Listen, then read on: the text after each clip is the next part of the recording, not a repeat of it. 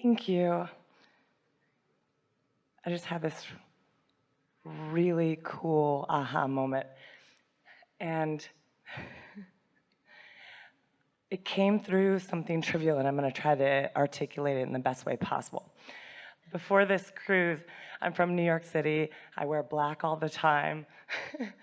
This has been a topic of conversation on many cruises because it's a cruise, it's a colorful place, and people want to see me in a different color other than black. Which makes me laugh so hard because for the last few years, months, I've been working on me inside regardless of what I wear. It's not as important, it's not as much of, I don't place as much of a value on it as apparently other people do. Which is hysterical to me. But there have been a couple of comments and incidences and just conversations surrounding it that I thought I would appease everyone and pick a colorful color scheme for this particular cruise. And and the reception of it has been a mixed bag. Some people are like, I don't even recognize you anymore. I can't even talk to you. You seem like a different person. All the way to the other end of the spectrum, being like, it is so nice to see you in a color. My God, you look like a different person. And it just hammers home to me the fact that, A, you're never going to appease everybody. Everybody's going to have a different response to you. Therefore, the opinions of people matter much less than the opinion of yourself and who you are inside. I realize this comes at such an interesting time for me. I have a book coming out, and it's going to come out sooner than expected. And it's a really good time before my platform and my profile blows up to establish very, very, very rock solidly who I am and how I feel about myself in any given circumstances, given the fact that I'm going to take myself with me on tour, on, being the face of this book, or just being in the face of my life, ready to jump into this new chapter. And it was such a brilliant way to cement to me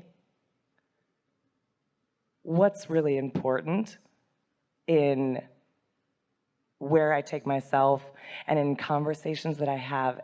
And as I'm laughing about such a trivial matter, and I guess you could argue that all things are a trivial matter, except the way that you feel about things make it as big or as infinitesimal as you want it to. But as I'm laughing about what seems like a trivial matter of clothing, it brought me to two conversations in particular, regarding the contrast of such a small thing as wardrobe. Brought me to me and a close friend of mine who means very much to me, to a conversation that what I realized was talking about family and the ups and downs and contrast of dealing with people that you love so much.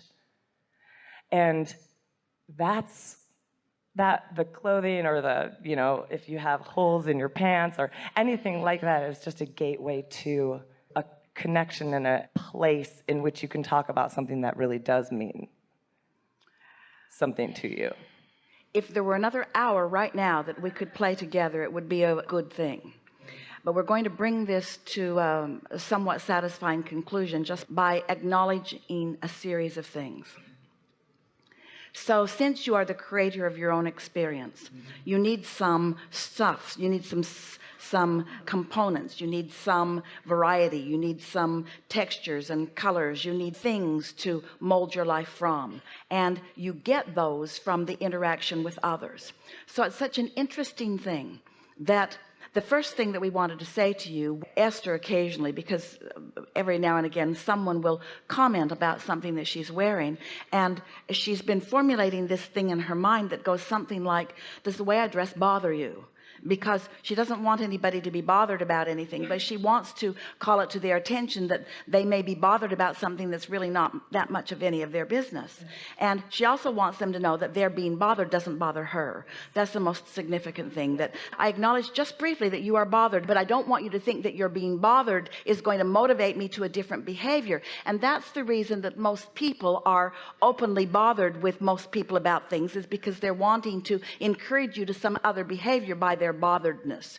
So if you can resist the impulse to respond to their botheredness with some sort of action which reinforces their botheredness, and it gives them a sort of means to control you, because if they're bothered and you respond to their botheredness and then they see that they're getting results from being bothered, then you are actually teaching them and encouraging them to be disconnected from who they really are, all to give you a foundation of creation that you don't need, because there's enough variety out there without responding to the things that are bothering people. So that's just for starters. The next thing that we want to say quickly, listen quick, because this is important, because this day is coming to a sort of powerful crescendo.